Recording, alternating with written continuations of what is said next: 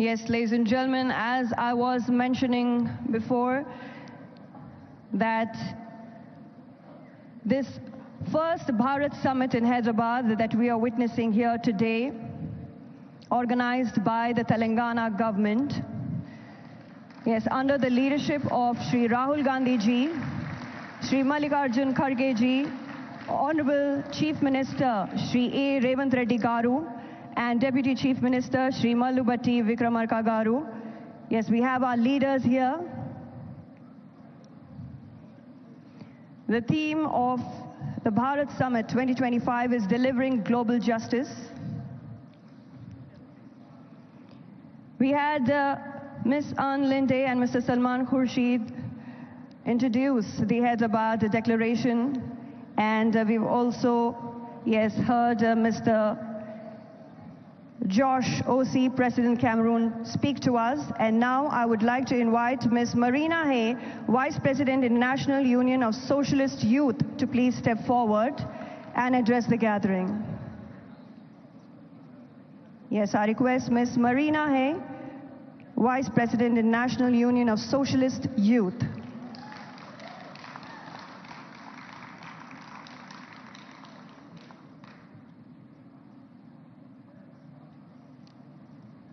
Thank you so much.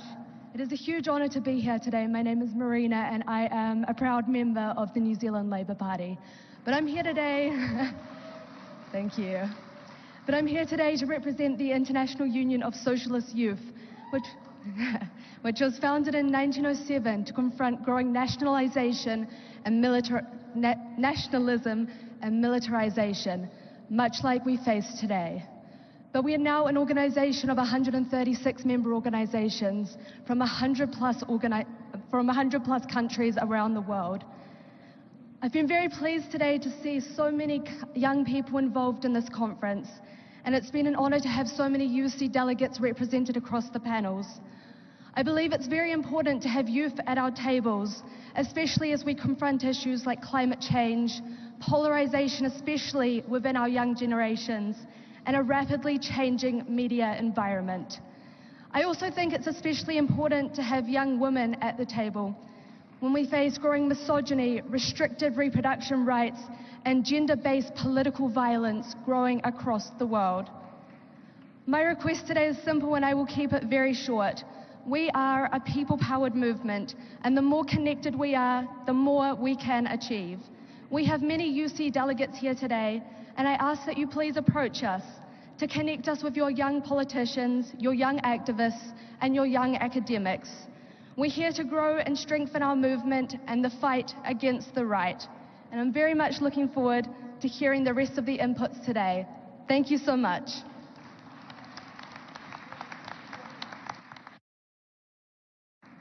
Thank you so much, Ms. Marina Hay there. Thank you so much for the remarks. I now request Ms. Jessica Ortega, Citizens Movement, Mexico, to please step forward and address the gathering. Ms. Jessica Ortega, ladies and gentlemen.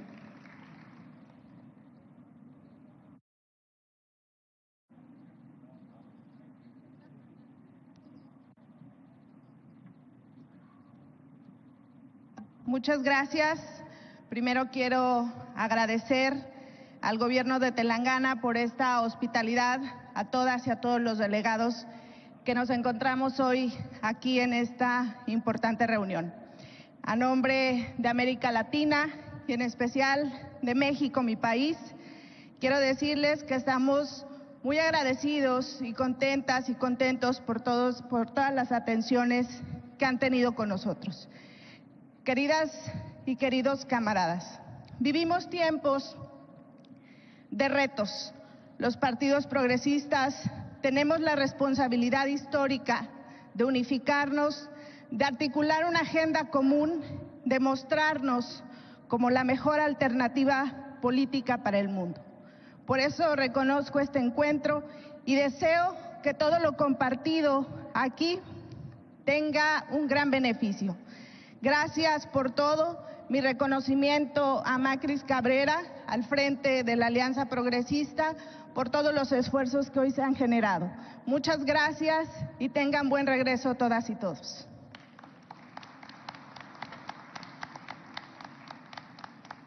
Thank you so much, Ms. Jessica Ortega. I now, ladies and gentlemen, would like to invite our Deputy Chief Minister, Shri Mallubhatti Vikramarka Garu, to please step forward and address the gathering.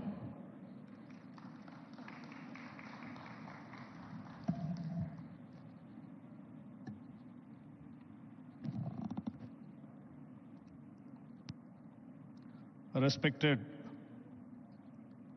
our beloved leader, Sri Rahul Gandhi ji, leader of opposition Lok Sabha, Honorable Chief Minister Sri.A.Revanth Reddy Garu, my cabinet colleagues, senior leaders from HICC and NDA Alliance, leaders of Progressive Alliance and Progressive International, and all the delegates. I am privileged to welcome all of you to the ongoing Bharat Summit on behalf of Government of Telangana. It is a matter of great pride for us to have been given this opportunity to host this amazing global event here in Hyderabad. Our government, right from the first day, has put into action multiple programs which are people-centric and address the most pressing felt needs of the people.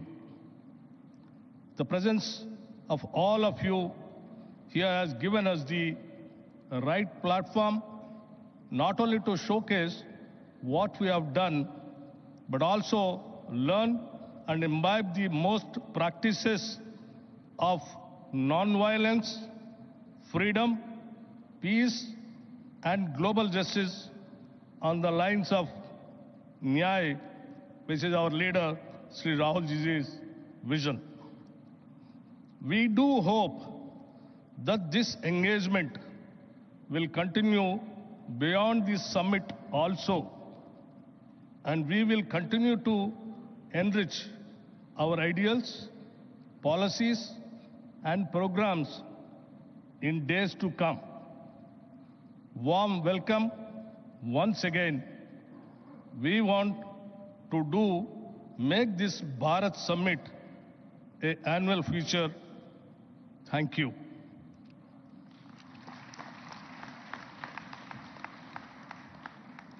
Thank you so much, sir, for the remarks, and thank you for the inspiring words. Ladies and gentlemen, Telangana government is organizing this first Bharat Summit in Hyderabad, and ever since the new Congress government assumed office in December 2023, our Honorable Chief Minister, Sri.A.Revanth Reddy Garu, has started delivering people-centric development programs and schemes right from day one, uplifting the social status and standard of living of all citizens of Telangana state through various welfare schemes ushered under the Praja Palana program, marking the initiation of extensive initiative aimed at understanding and addressing the needs of the people at grassroots level. All the programs and initiatives are being led by our Honorable Chief Minister of Telangana, Sri.A.Revanth Reddy Garu, along with cabinet colleagues under the guidance and mentorship of Sri Rahul Gandhi ji, Sri Mallikarjun Kharge ji, and all senior leadership of Congress Party. I now request our Honorable Chief Minister, Sri.A.Revanth Reddy Garu, to please address the gathering.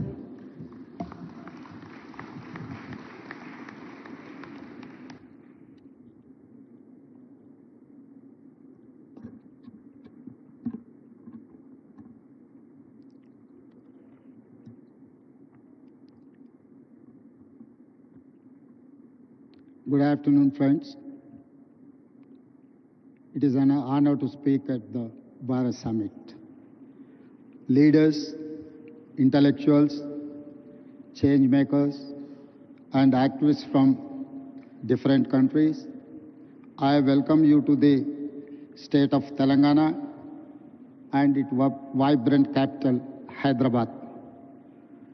Telangana has a rich history, tradition, culture, and heritage. We were part of state called Andhra Pradesh and fought for many decades for separate state. The leadership for education came from students, trade union workers, farmers, and women. It's because of their fight we got separate state. However, for 10 years, dreams and aspirations of people were not fulfilled. They were deeply disappointed. When Congress government got elected, expectations were high. Our government has simple mantra: fulfill dreams of every section of society, especially students and youth, farmers, women, and oppressed castes. We have launched some of the biggest welfare schemes in the history of India. On August 15, 2024, we paid rupees 20,617 crore to 25,50,000 farmers totally debt-free. On India's Independence Day, farmers of Telangana found free from debt. This is biggest loan waiver in India for any state. Farmers in my state get 24/7 free power. We gave a crop input subsidy named by Rait Bharosa of rupees 12,000 per year per acre of land. An annual support of rupees 12,000 per family is given to landless labor with Narega cards. Together, we give over rupees 20,000 crore annually to agriculture sector, farmers with land and landless labor combined. We are able to do justice to agriculture and farmers and the farming ecosystem. Farmers are seen agitating for minimum support price. In my state, in many states, in Telangana, we give minimum support price and additional paddy crop bonus of rupees 500 per quintal. Telangana farmers are making profits after we introduced bonus scheme. Farmers also benefit from both farmers insurance and crop insurance. And also students were at the forefront of Telangana education, but nothing was done for them. Their education or employment opportunities. Many youth pass out from college with a certificate, but no skills. For such youth, we started the Young India Skills University. There were no government job recruitment or notifications. When we took charge in the first year, we could fill over 60,000 jobs in government. We now launched Raju Yuva Vikasam to fund startup dreams, covering 5 lakh youth. The Congress party has a history of understanding what people need to different times and make policies to address those needs. Pandit Jawaharlal Nehru, first Prime Minister of India, focused on irrigation and education. Srimati Indira Gandhi focused on removing poverty through programs for roti, kapda or makan.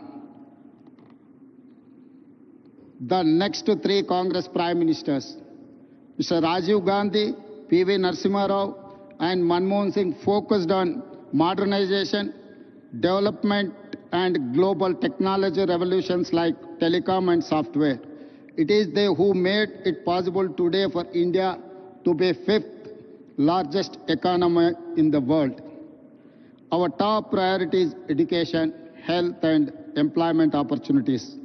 We attended investment summits in Davos, USA, South Korea, Japan and Singapore. We got over 2.5 lakh crores investment to create jobs for youth in private sector. Telangana is a state where women are treated with equality and respect as part of our culture. Our women have led the struggle for separate state as strongly as our men. For my government, women, farmers and youth are most important stakeholders. We have amazing women entrepreneurs in my state. They are organized into self-help groups. It has 67 lakh members. We want to make 10 million women business successes. We want to see them grow into millionaires. We have made these women owners of solar power plants, electric RTC buses, petrol bunks, and gave them shops in premium retail outlets. Today, they are earning more money than ever before. Today, our power distribution companies have signed deals with women solar power companies to buy 1,000 megawatt solar power. Women own 600 buses, competing with corporate transport firms.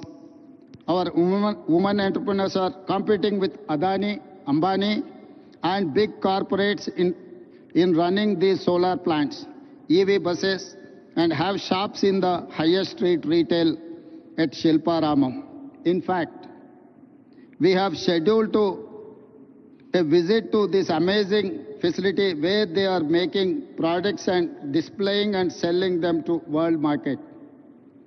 You will see their faces, happy and proud, because they own businesses next to top global companies like Microsoft, Google, HCL, Infosys, etc. House is a matter of pride, dignity and identity for every family. We want to make every woman in my state a house owner.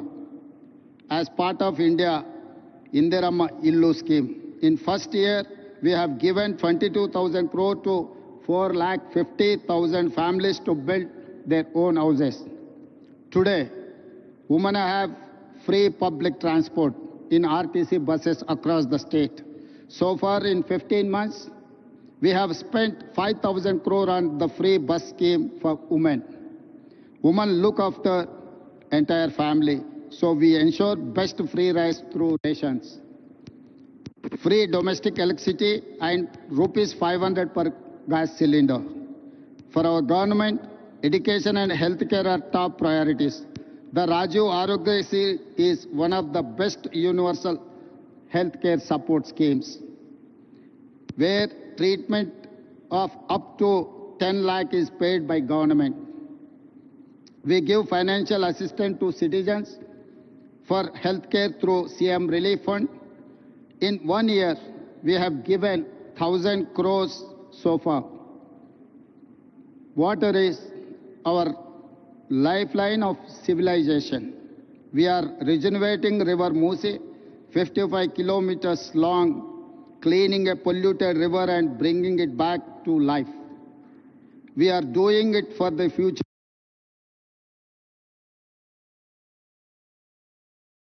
City and protect people from pollution.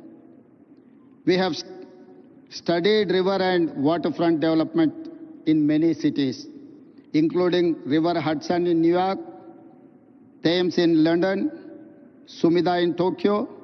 Musi will become biggest attraction of our city in the future and create thousands of jobs. Infrastructure is crucial to fight poverty and create wealth for all. We are undertaking many infra projects to make Hyderabad a top global city. We are building future city, a 30,000-acre world-class city, a regional ring road of 370 kilometers long and expanding our metro railway. You must have visited Charminar, Golconda Fort, Makkah Masjid, Hussain Sagar Lake and Buddha statue. In times ahead, we will add many modern marvels. We are combining and balancing between needs for investments, jobs creation, economic growth and welfare and environment for good governance. Our approach is simple: increase government revenue to share with the poor people. We are transparent and proactive in reforms. For example, we are setting up a gig and app workers welfare policy. We have shared draft policy in public for feedback and suggestions. We conduct Prajavani, where citizens can share all their issues and problems.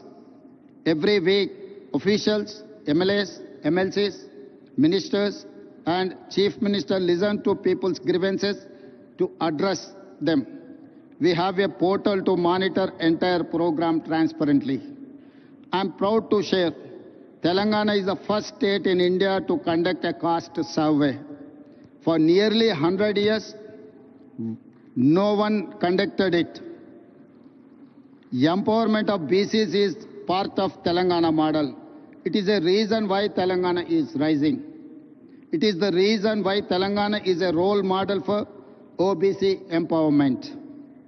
We are first state in India to subclassify quota for Dalits to fulfill their age-old demand. Now, 15% SC quota is subdivided among subcastes.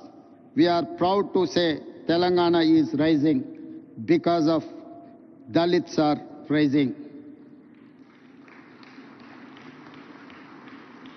I am delighted to share that Telangana is the first government to recruit third gender in our government as part of traffic police force. We will take them into other departments too. Implementing welfare, ensuring infrastructure and investment to create jobs and wealth, transparent governance and removing corruption is the hallmark for our government. We are already seeing results. Fastest growing economy, highest per capita income, fastest jobs creation, lowest inflation, best policing, highest own tax collections, rapidly emerging as a hub in many sectors like global competency centers or otherwise GCCs, EVs and data centers. Our work has started. We have to do a lot more. I invite all of you to please join this mission to change lives of people positively.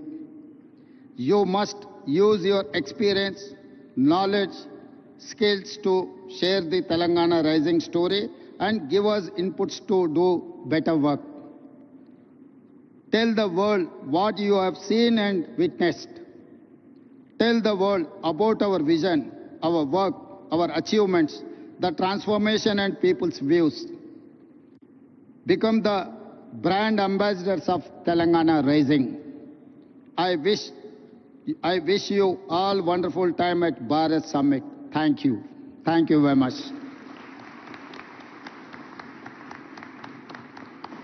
Thank you so much, our Honorable Chief Minister. Thank you for the motivating and inspiring words. And as a Telangana citizen, I am proud that my state is hosting the world's biggest gathering of visionaries, of progressives. And yes, I'm sure that with our Honorable Chief Minister's development vision of Telangana, Telangana rising, we will definitely be attracting a lot of investors and entrepreneurs from across the world. Ladies and gentlemen, as I mentioned earlier, the theme of Bharat Summit 2025 is delivering global justice, which amplifies our leader of the opposition, our beloved leader, Sri.A.Revanth Reddy's vision of Nyay. So I now request Sri.A.Revanth Reddy to please address the August gathering.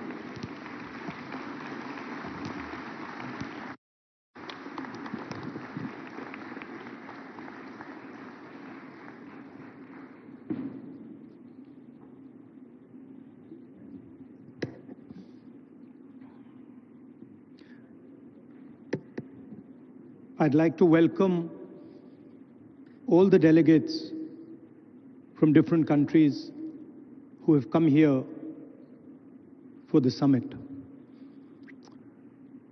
I'd also like to begin by thanking you for standing in solidarity with us against what happened in Kashmir a few days ago.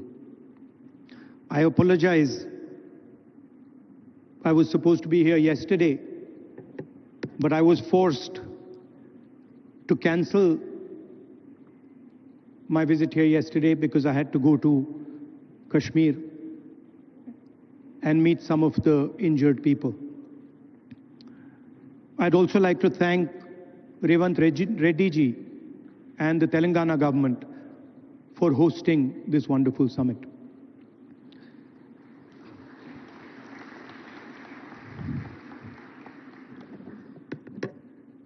As we all know, politics, democratic politics, has fundamentally changed across the globe. The rules that applied, I would say, a decade ago, simply don't apply anymore. Sometimes when I speak to younger members of our party, what was effective 10 years ago, the tools that worked 10 years ago, simply do not work anymore. They cannot face the concentration of capital, modern media, modern social media. And so in a sense, the old politician is dead, and a new politician, a new type of politician has to be constructed. And that really is the challenge in front of all of us. What does this new politics look like? What are the ideas that emerge from this new politics? I'm sure you've had a deep discussion about policies, about how we should think about education, how we should think about regaining the democratic space, how we should think about care. And each one of us has a particular view on that. So I'm not going to delve too much into the policy positions. I'm going to talk about what I think is the correct lens with which to approach our politics. Some years ago, we in the Congress party felt completely trapped in this new politics, aggressive politics, a politics where the opposition is not talked to, but the idea is to crush the opposition. And we found that all our avenues were compromised. The media, the general atmosphere did not allow us to operate the way we would like. And so we reached back into our history and we decided to walk from Kanyakumari, which is one of the southernmost parts of our country, all the way to Kashmir, where I was yesterday. And I'd like to tell you a little bit about what I and some of my colleagues discovered on that journey. It's not a small walk, 4,000 kilometers. And I don't think we understood quite what we had taken on when we began it. But once we began, there was no way backwards. So we just carried on walking right to the end. And I essentially learned two things from that walk. Our opposition across the world has a monopoly on anger, fear, and hatred. And there's no way that we are ever going to be able to compete with them on anger, fear, and hatred. They are going to outdo us, outmaneuver us, and beat us every single time when it comes to fear, anger, and hatred. So the question is, where and how do we operate? Where are the spaces where we have the advantage? Where are the spaces from which we can build a counter narrative? So the walk started in Kanyakumari, and slowly as it progressed, more and more people started to join this walk. And within 10-15 days, walk would start at 6 in the morning, and we would have thousands and thousands and thousands of people walking with us, pushing us, people trying to come in. And it was something to see. My job was walking and listening to people. And the one rule we had was that anybody, regardless of who he is, who she is, should be able to come to the center of where we were walking and have a conversation with me or the other leaders there. And so we followed this rule rigorously. As we walked, we talked and walked and talked and walked. I suddenly found that it became harder and harder to speak. As politicians, we are trained to do this. We are trained to come on stage and talk. We are trained to tell people what we think. We are trained to think about the future. But while I was walking, the number of people who were coming to me made that impossible. And so I started to listen. And I realized, halfway through that walk, I realized that actually I had never ever listened before. And in fact, I didn't know how to listen. I knew how to speak, I knew how to think, but I didn't actually know how to listen to people. What do I mean by that? Whenever somebody was speaking to me, I would have a conversation going on in my mind. I would be listening, and at the same time, I would be talking. Relatively quickly into the yatra, the talking completely stopped. And all I was doing was listening to the people who were coming next to me. And I discovered that there is a completely different way of communicating with people, a much more powerful way of communicating. And that way involves me or us becoming completely silent and listening deeply to exactly what it is they're trying to say. I'll give you an example. The one that really struck me.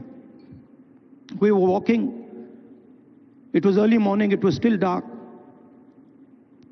And this woman came running towards me, and she held my hand. And the moment she held my hand, I felt fear in her hand. I didn't say anything. And I asked her, "What's happened?" And then she started. And she said to me, I've come here to walk, but I have to go back. I have to go back quickly. I said, "Why?" She said, "Because my husband is beating me. My husband is thrashing me, and I have come here to this yatra." And then I said to her, I said, "What do you want me to do?" And she looked at me, she says, "I don't want you to do anything. I just want you to know that this is happening to me." And the moment she said that, her hand completely relaxed. And I realized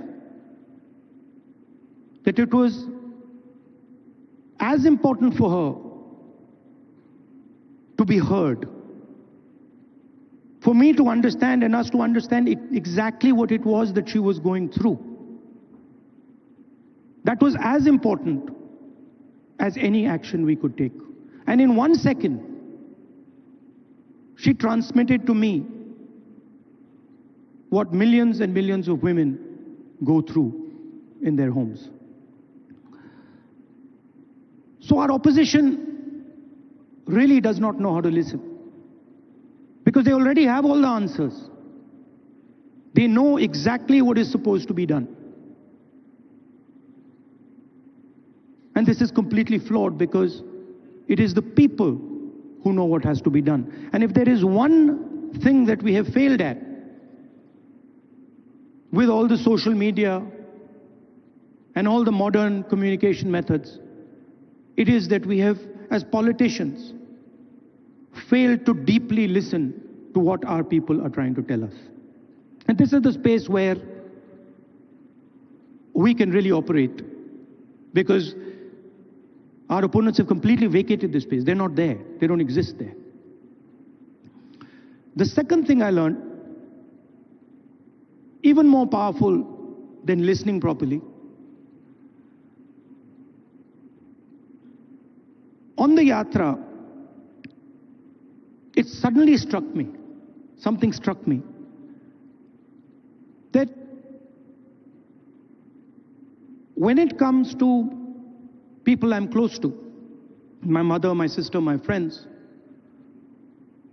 I'm very comfortable using the word love.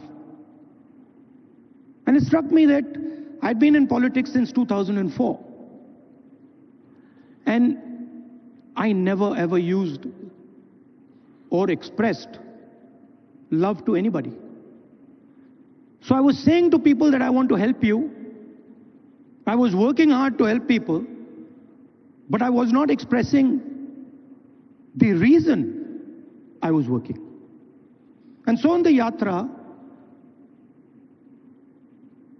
I started to do so. A little girl came up to me running, and she said, "Uncle, I love you." And I was like, that's interesting. Why have I never said this before? Why have I never used this narrative that is the central narrative and the reason for what I do? And so I started. I would listen, and then I would use the frame of love and affection, and I would tell people that, you know, I love you very much. And something quite amazing started to happen. Till the yatra, I never used the frame of love, and nobody else used the frame of love. So I didn't have people coming up to me and saying, "I love you." And since I started using the frame of love, since I started saying to people these sort of uncomfortable words, that listen, I love you and that's why I do what I do, that's why I work, suddenly they started to respond. And today, in public meetings, on the street, people will stop me and say, "We love you, I love you." And the powerful thing about that is it starts the conversation at a place from where it's very, very easy to operate. Often we think that we are going to connect to people indirectly through policy, through the future. We'll help you with your children's education. We'll help you with finance. And there's a place for that. But there is also a way to connect directly to the person's present. Directly saying to them that the reason I'm standing here and the reason I'm doing what I do is because I have affection, love and affection for you. And it has completely changed my politics. It has made my life so much easier. It has made my ability to connect with people so much easier, I cannot tell you. On the Yatra, we got a slogan. The slogan in Hindi is Nafrat ke bazaar mein mohabbat ki dukaan, which people who understand Hindi will translate. But what it basically means is that in a marketplace of hatred, you are opening a shop of love. Now, this slogan became very, very powerful in India. The idea that no matter how much hatred someone spreads, the biggest and most powerful way to disrupt them is not to copy them, not to argue with them, not to fight with them, but right in front of their hatred, to place the idea of love and affection. So that, I think, is a framework, a potential framework for our politics. We can disagree on policies. In fact, I'm sure that every single one of us will disagree on some policy matter or the other. But the lens we use, we can all agree on. Their lens is hatred, their lens is fear, their lens is anger. Fear leads to anger, ossified anger is hatred. And our lens should be that which cuts their lens.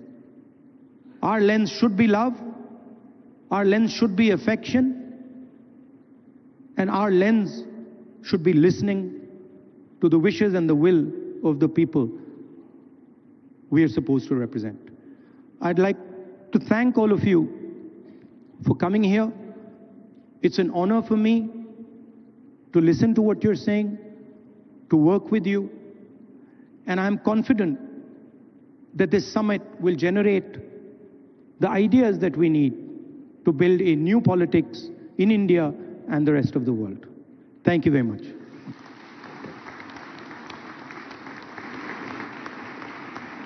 Thank you so much, Sri Rahul Gandhi ji, ladies and gentlemen, always motivating and inspiring us. And through this Bharat Summit, our leaders, Srimati Sonia Gandhi ji, Sri Rahul Gandhi ji, and Sri Mallikarjun Kharge ji, we hope to start, and we have, I should say, already started a global progressive movement where we want to show that Swaraj, Ahimsa, Satya, and Aparigraha are the only way to create a just and liberal world order. Ladies and gentlemen, we now will be watching a solidarity video message from Mr. Wayne Swan from Australia. So can we have the AV, please?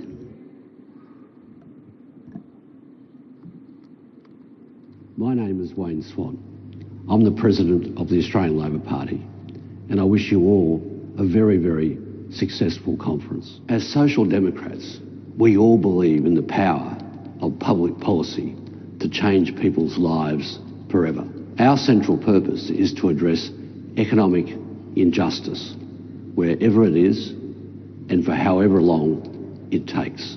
We know that without greater economic equality, it gets harder and harder to address racial and gender equality. In an era of hyper-individualism and the power of oligarchs, it gets harder and harder for us to secure economic equality. Our commitment must be to solidarity. We need to recognise that each of us have a stake in each other's success.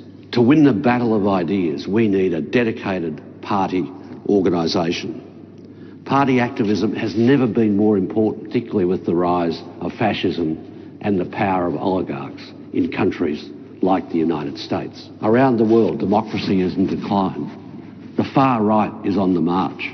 It's within our power to resist these trends and to build a new social democracy that will deliver greater equality and justice for working people. In the United States, we see a government of billionaires, for billionaires, and by billionaires. Democracy in that country is under threat. And around the world, we see the survival of the fittest mentality emerge from the far right. My message today is that we can defeat the oligarchs, we can defeat the far right if we have the right set of policies and the right amount of activism. There is no substitute for a dedicated party organisation and a policy platform that appeals to working people. And no policy objective is more important than making sure that everyone has the capacity to work and has the security of a social safety net, particularly in health and education. So our challenge is to connect, to motivate our members so that we can build a fairer society and a more prosperous economy. So much, Mr. Wayne Swan there. And now, ladies and gentlemen, we have a solidarity video message from Mr. Lars Klingbeil from Germany. So can we have the AV, please? Dear comrades and friends, dear Rahul Gandhi, on behalf of the Social Democratic Party of Germany, I would like to convey to you the warmest greetings. I would like to thank Rahul Gandhi and the Indian National Congress for hosting this international conference. Unfortunately, I cannot take part today. As many of you know, we are in the midst of forming a government in Germany. Dear friends, the issues we're facing in Germany and in Europe are closely connected to the topics you are discussing on your conference. Our international rule-based order has come under great pressure. Almost on a daily basis, we are witnessing attempts to disrupt, to undermine, and to circumvent the rules, values, and institutions that define and structure the very ties that bind us together in this world. Unfortunately, we are witnessing the increased questioning of these achievements. Threats, blackmail, and strong armed tactics are replacing negotiations and the belief in corporations and the search for common interest. Attempts are being made to replace the rule of law with the rule of might. These developments must be stopped. We need to return to the universal acceptance of the rule of law. We need to strengthen and improve the institutions of our international rule-based order. Dear Rahul and dear friends from the Indian National Congress, I would like to thank you for organizing and hosting this international conference. In the face of recent developments, an international conference that aims to discuss how to deliver global justice is more than timely. I take it as a sign for hope that members from Progressive Alliance, Progressive International, and a delegation from the Socialist International are convening together on this weekend in India. This conference and the work you are doing is vital to find the answers to the pressing questions of our time. In order to battle the rise of right populists, we need progressive, democratic, and social responses.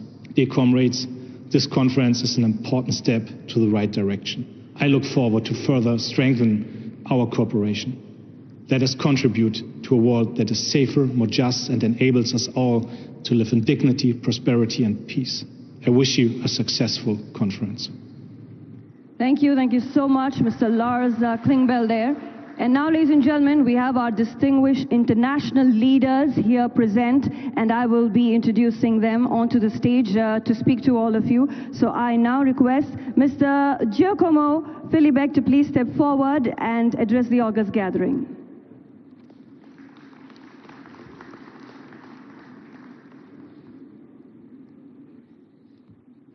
Namaste. Leader of the opposition, Rahul Gandhi, Chief Minister, members of the Indian National Congress, members of the Progressive Alliance, fellow progressives. Before I begin, allow me to express on behalf of the Party of European Socialists our heartfelt condolences for the tragic loss of life in the Kashmir region. The grief of the families, the pain of communities must not go unnoticed. We stand in solidarity with all those affected and reaffirm our belief that peace and human lives must never be sacrificed for political gains. As we speak now, in these very hours, in my hometown, in Rome, the funerals of the Holy Father, Pope Francis, are taking place. More than 140 heads of governments are coming in Rome to pay respect to the late Pope Francis. However, I doubt that all of them have understood or shared his main message about human dignity in this planet. We talk about global justice here. The message of Pope Francis is that there cannot be peace, there cannot be human dignity, there cannot be solidarity without justice. And we hope that his legacy and his ideas will resonate, especially in all those attending the funeral today. In today's complex political landscape, we must carefully evaluate the spectrum of governmental actions, identifying those that align with democratic processes and denounce those that dangerously deviate from them. As you all know, because you are all involved in politics, there are political decisions taken by our adversaries in government which we can disagree with, and yet we can understand them. Some of their policies may be damaging, and yet we know where they come from.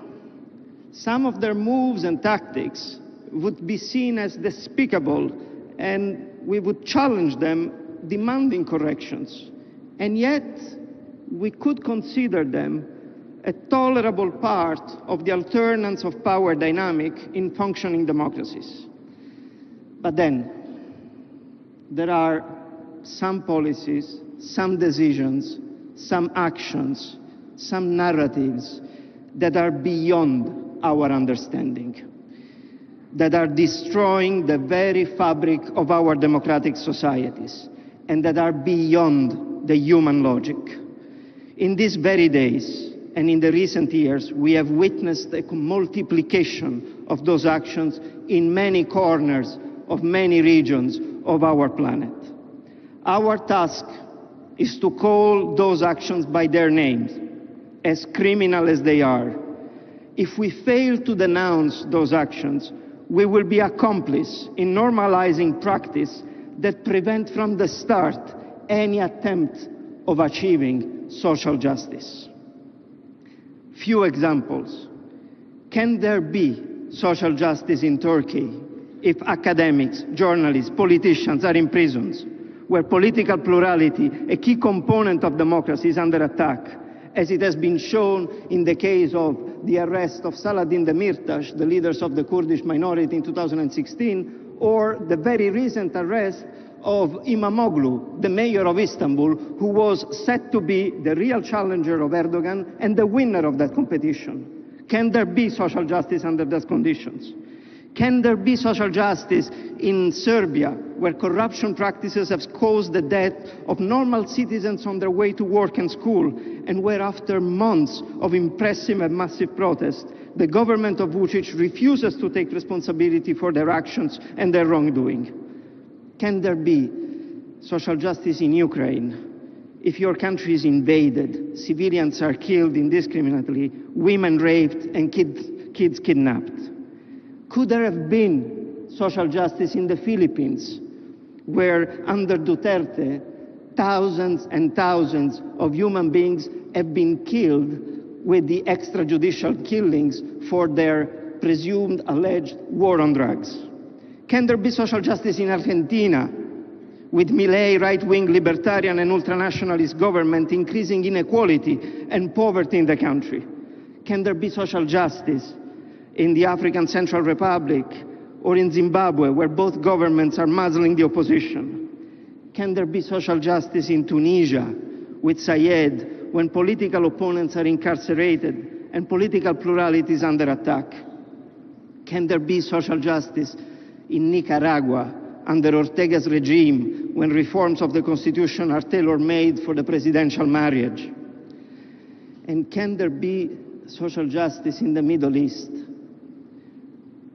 where the entire population of Gaza is risking to be annihilated? Don't get me wrong here.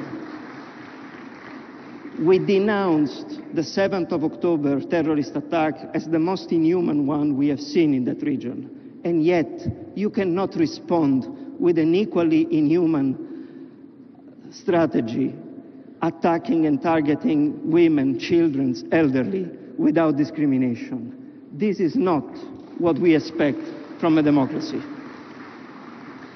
And to conclude, even if the list is long, can there be social justice in the United States, where Trump systematically undermines democratic institutions by challenging the independence of federal agencies and free media? What was once considered a global model of democratic governments has devolved in a troubling narrative of institutional erosion and democratic backsliding. Comrades, as I said, this list can be longer than that, but we don't have enough time at disposal. But I know that all of you know yourself what and which countries I'm referring to, because you all have witnessed, in one way or the other, forms of injustice in your country. And if it was not in your country, it was in the neighboring country. And if it was not the neighboring country, it was in the region of where you stay in this world. The perpetrators of injustice in our systems are nowadays aligned, and they cooperate with each other. They speak the same language, and it was very eloquently said by the leader of the opposition, Rahul Gandhi, of hate and discrimination. We must dismantle the fear of the other and replace it with a narrative of unity, dignity, and shared progress. For all these reasons, it is of utmost importance that we all mobilize as progressive forces in unity around the world. We need to reinvigorate the global progressive movement, one that is driven by the belief that a better world is possible. For us to succeed, it is essential to deepen our links with all players like-minded around the world. And together, we can build a common narrative and have a common voice to face this fragmented world that lies ahead. Yesterday was the 80th anniversary of the liberation of my country, of Italy, from the Nazi fascist occupation. We must never forget the sacrifice of the lives of the resistance movements in a country like Italy. Their sacrifice is what allowed the generation afterwards, like mine, to enjoy a system where human rights, freedom of speech, democratic practices are possible. There are forces in this world that are trying to push us to forget that sacrifice or to minimize it. We shall never allow this to happen. And the best way to do it is to unite ourselves under the leadership of leaders like Rahul Gandhi and all the leaders of our parties to make our voice heard in every region of the world. Bella ciao.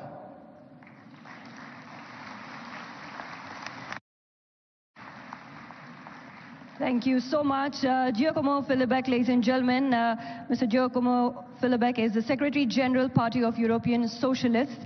And yes, moving forward to our next distinguished international leaders here on stage, I request all of you to kindly please limit your speech to 2 minutes maximum because we are running short on time. I now request, yes, Mr. Bert Koenders to please step forward. Mr. Bert Koenders, former Foreign Minister, to address the gathering.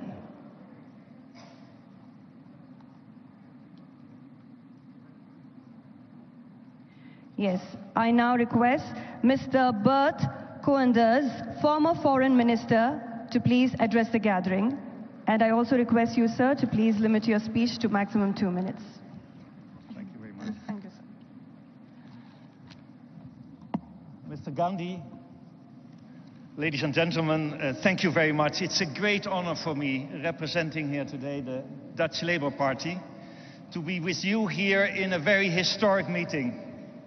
This is, I think, almost 80 years after the importance of this country and later on the Bandung Conference.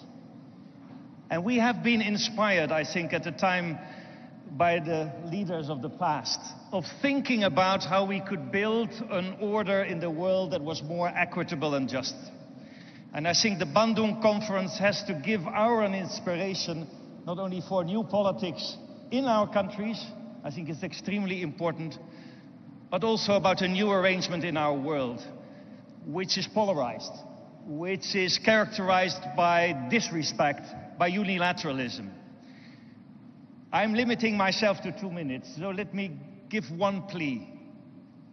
It is very urgent in a time of beggar thy neighbor policies, of unilateralism, of inward lookingness, that together the spirit of Bandung is coming back, inspired by your party, as a force for the Progressive Alliance to work on a new deal between the South and the North. India can be in the lead, Europe can be in the lead. We need a real deal for respectful multilateralism, not only in terms of justice and human rights. I think it's absolutely key. It was just mentioned. Thank you very much. We're in a time of repression, of respect of human rights. Never have been so many people and journalists being killed around the world. But it's also about an equitable economic order. And I think in that respect, the big announcement we're going and have made today on a new beginning for international justice should lead to concrete action. And thank you very much, all of you, in this great city of Hyderabad, to create a new Bandung. A Bandung worldwide with respect for each other, respect for human rights and international justice. Thank you very much.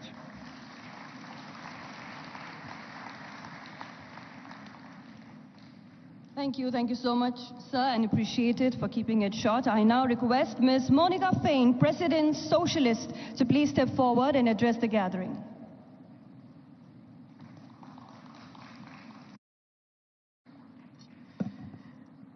Buenas tardes. Gracias al gobierno de Telangana, gracias a la Alianza Progresista, señor líder de la oposición Rahul Gandhi.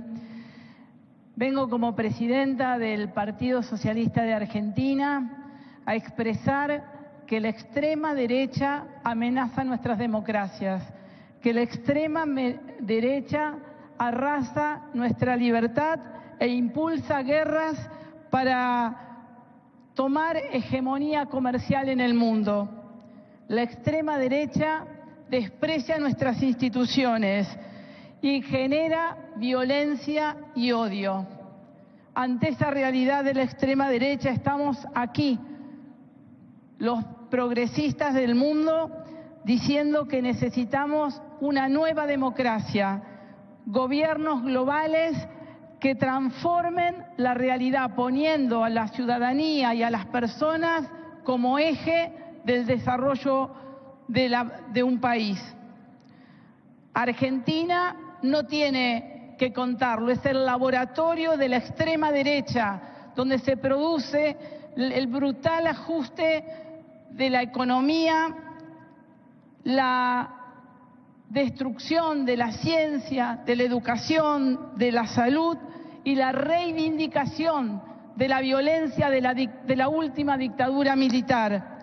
Nosotros en Argentina vivimos el accionar de la extrema y de la ultraderecha. Por eso venimos a este lugar y agradecemos este encuentro para decir que necesitamos una voz progresista más fuerte que le diga al mundo que podemos construir una sociedad con igualdad, con solidaridad, con justicia para todos y para todas, donde las mujeres, las disidencias, los campesinos, las campesinas, todas aquellas que queremos tener una vida digna, lo podamos construir. Esa es la voz del progresismo, es la voz que venimos a llevarnos de este Congreso. Gracias por la recepción. Thank you so much, ma'am. I now request Mr. Guillaume Long to please step forward. Yes, Mr. Guillaume Long, former Foreign Minister, Ecuador, to please step forward and address the gathering.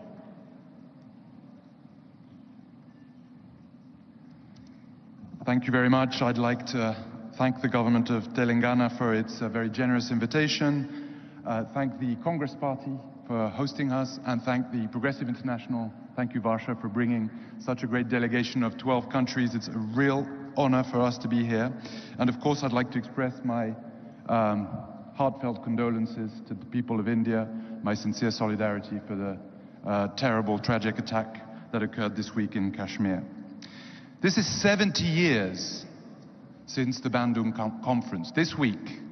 And in the very little time I have, I would like to ask the following question. How is India going to position itself? And more importantly, how is the Congress Party going to go forward in terms of its vision for internationalism? What is its foreign policy doctrine going to be? We've heard here that we're facing a unique historical moment. We're facing the onslaught of exceptionalism, what I would call a reactionary international, which, of course, we have to contest, we have to fight through a progressive internationalism. This requires collective action against divide and rule, against the race to the bottom, which is often privileged by this emphasis on bilateralism, the bilateralism of the deal, whether it's an artful deal or not an artful deal. The bilateralism in order to maintain a symmetry, often between global north powers or superpowers and global south countries. A progressive project must have an international project at its core. And this is a crucial element because in this conference here and this morning, we've heard many wonderful policy initiatives. This morning we were in there was a great workshop on how new laws for gig workers have been introduced, first in Rajasthan, then in Karnataka, and now very soon in Telangana, and we celebrate this. And there are all sorts of fantastic domestic policies that have been proposed here. What about international policy? What is the internationalist project of the Congress Party going to be? Is it going to be the legacy of this wonderful picture of the Bandung Conference 70 years ago this week with Nehru, Nkrumah, Nasser, Sukarno and Tito? Or is it going to be an India that is just used as a bulwark of the West against China? Is it going to be an India of bilateralism? Or is it going to be an India of multilateralism, of collective action? An anchor in the global South to fight some of the great abuses of the current system of international governance we are often victim to. The Indian National Congress is heir to the historic legacy of Bandung. In Latin America and in the global South, it is this legacy from this party we most admire. It is this legacy from this party that I teach my students. What is it going to be?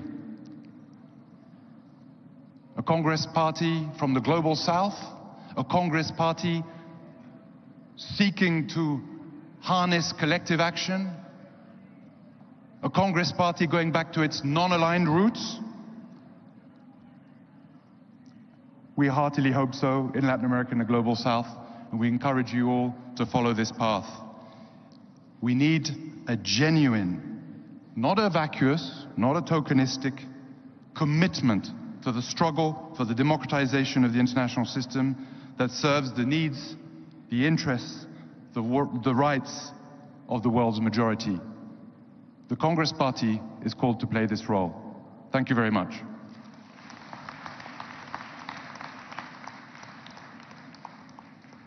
Thank you so much, sir. I now request Ms. Clara Lopez Obregon, Senator and former Labor Minister, Colombia, to please step forward and address the gathering.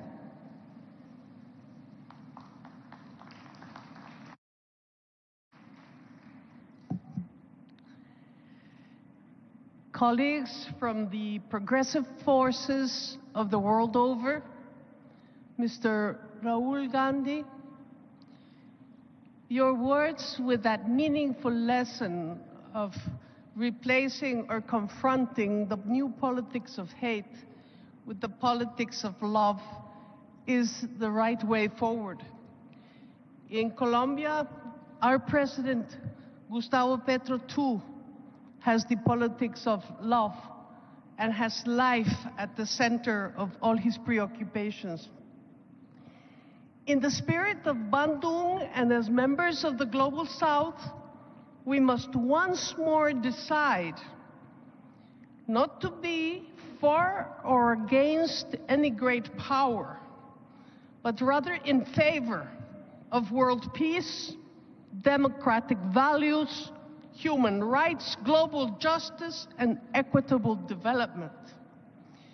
May the Bharat Summit signify the unity of all progressive forces with the common goal of social justice in a world that once more faces the East-West divide and the challenges of intolerance, terrorism, and genocide, which we wholeheartedly condemn and express our solidarity for the happenings recently that have affected India and the world over. Let us lead the way and walk together, respecting our differences and sharing our strengths for the common good. Telangana has given us great examples, and thank you for your generous hospitality. Thank you all.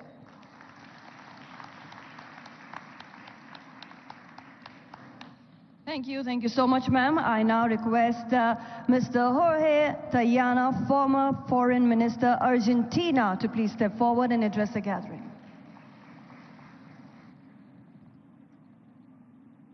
Thank you to the authorities of Telangana.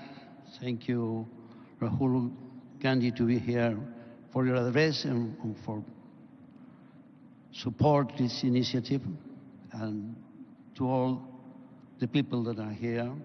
Of course, we support and we are very sorry for the attack the other day. I invoke the Bandung spirit because it's very, in a sense, embody peace, non-violence, non-discrimination, and a commitment to development rooted in respecting each nation's sovereignty. We stand before a world in transition, where the relationship between nation states is being fundamentally changed.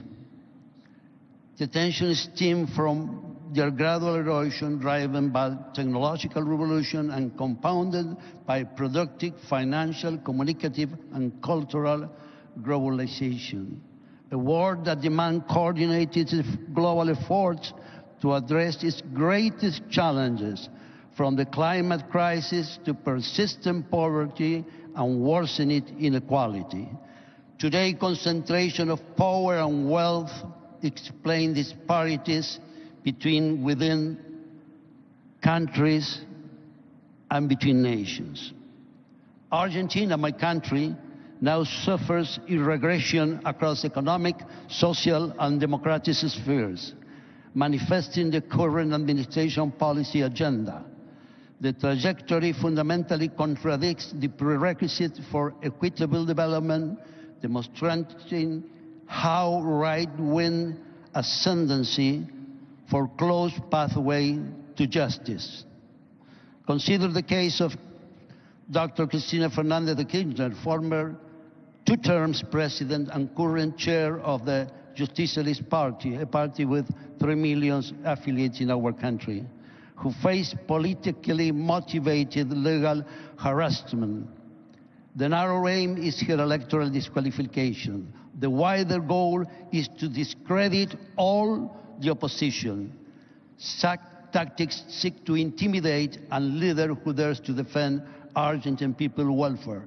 And this is a clear message. Our problem is not only the authoritarian presidents that go with the far right. I also a corrupted judiciary that not work with the point view of the justice legislation. Judiciary branch is a serious problem in our country. This geopolitical tensions and uneven development necessitates immediate action against inequality through three structural approaches: active non-alignment as a guiding doctrine, deeper regional integration, and institutionalized global South collaboration. On the final point, we must reaffirm Argentine legitimate and unalienable sovereignty over the Malvinas, South Georgia and Sandwich Islands and the surrounding maritime territories, integral parts of our national territory. The UN General Assembly Resolution 2665 explicitly recognizes the sovereignty dispute and calls upon Argentina and the United Kingdom to seek a peaceful, lasting solution. Yet the UK not only disregard this resolution, but exploit both renewable and non-renewable natural resources in the dispute sector in the South Atlantic. In times of instability, advancing global justice in all its dimensions is an imperative for all who believes must serve the welfare of our people. Let me conclude with late Pope Francis' words. I was close to him, and my family used to tell that we are friends. He's now been buried in the Santa Maria Maggiore Church in a humble coffin. He reminds us that the people is not achieved, peace is not achieved merely by ending wars, but by building a new world, one where we discover ourselves as different, yet more united and bound in fellowship than ever we imagined. Thank you very much. Thank you so much, sir. And yes, since Sri Rahul Gandhi ji has a hectic schedule ahead, I request all our distinguished international leaders to please limit your speech to just 1.5 minutes. We move forward to our next speaker. I request Mr. Cedric Wermuth, Swiss Party President, to please step forward and address the gathering. Thank you. I'm a father of two young children, two young girls, and some years ago, the older one came to me and said, "Hey, Dad, how was that when human beings and dinosaurs were together on the planet? Did they like each other or did they fight?"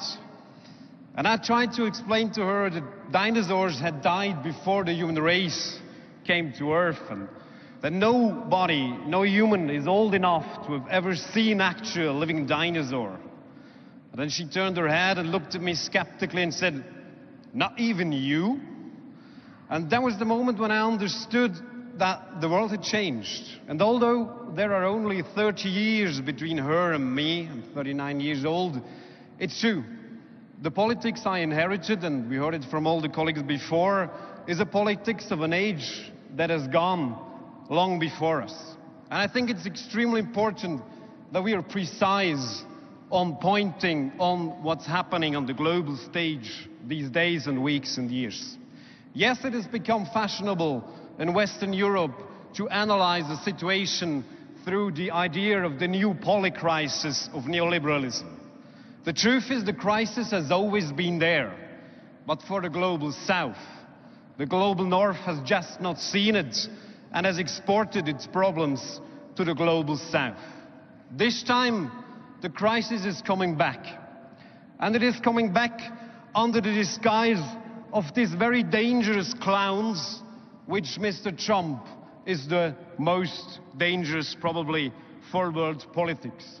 And I'd like to be very precise. I'm still on the 30. I have the right to be a bit more outspoken than other ones in this room. I think we have to be very precise. There is a new coalition of a neo-fascist project and of class war by global billionaires who try to exploit nature and human beings even more than before, or as the ITUT points it out, a coup against democracy and everything we have been fighting for in the last 50 or 70 years. And there are two things I want to stress for the progressive movement. First of all, I think we should have been that who questioned the neoliberal global order, and we didn't. So it is high time to do it now, because we cannot become the bearers and the defenders of the status quo. We must be the ones who go further for dignity, liberty, truth, justice and equality for everyone. And I think also on this point, it is time for Europe, for the global north, for Switzerland, my country, to learn from the global south and to learn from what the leader of the INC just said, Rahul Gandhi, to turn to that politics of listening to people. So maybe we could start with a progressive international, progressive alliance, this global, not only Indian, but global yatra would be a little bit more, like 40,000 kilometers, but 4,000 kilometers, but listening to the people of the world and taking up that struggle for more justice and trying to create a real common political ground that has dignity and love in its core. We are ready to do it. The world has only us to defend it. Please be with us. Go to action. We need global progressive politics. Thank you, everyone, for doing that every day. Thank you so much. We move forward. I now request Mr. Martin Ziguele, former Prime Minister, Central African Republic, to please step forward and address the gathering.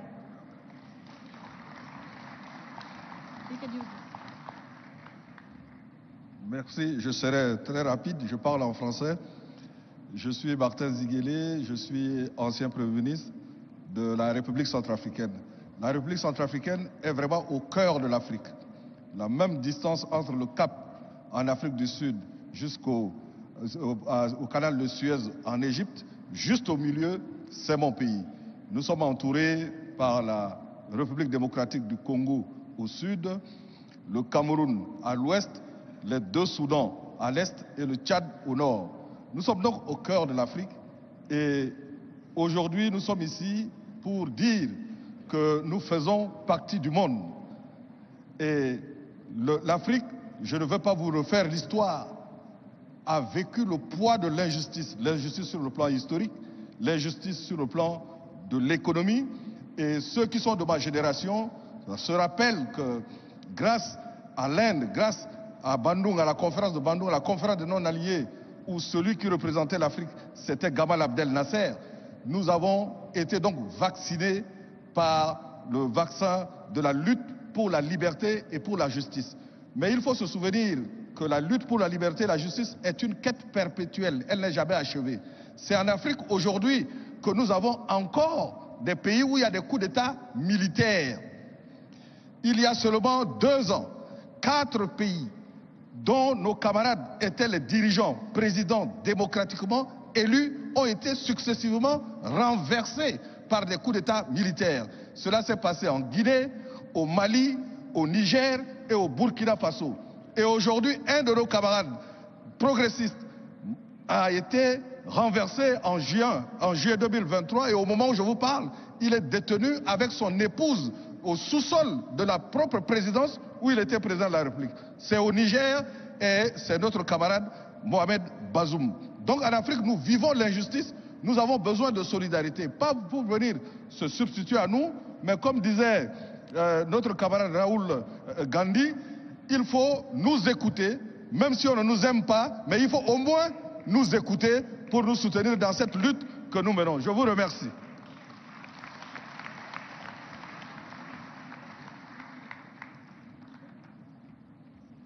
Merci. And yes, ladies and gentlemen, we now move forward to launching, yes, the Hyderabad resolution.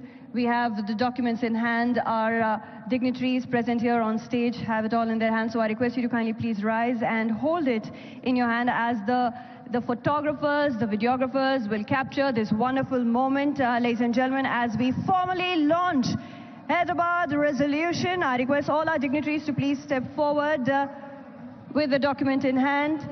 I request all our friends from press media to please step forward and capture this wonderful moment, the powerful formal launch of Hyderabad resolution.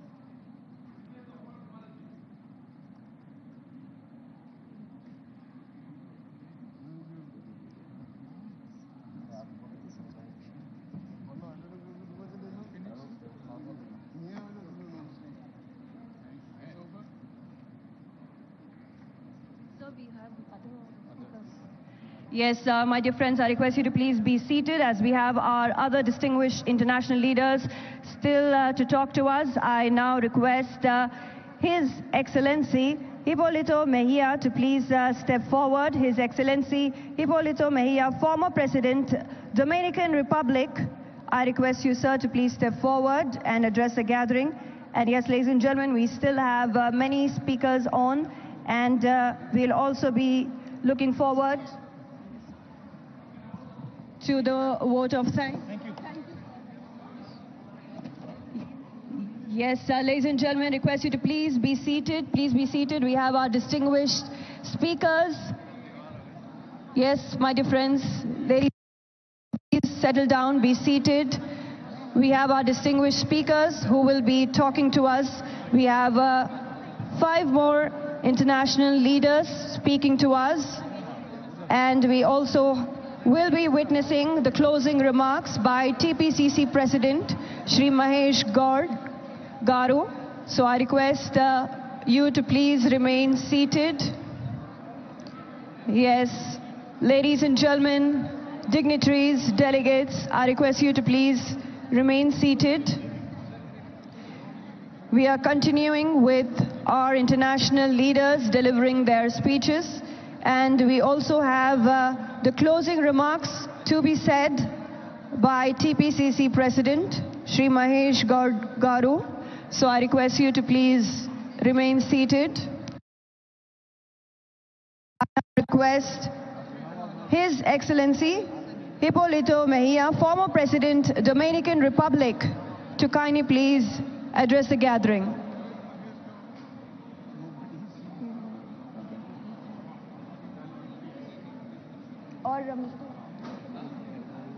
Okay.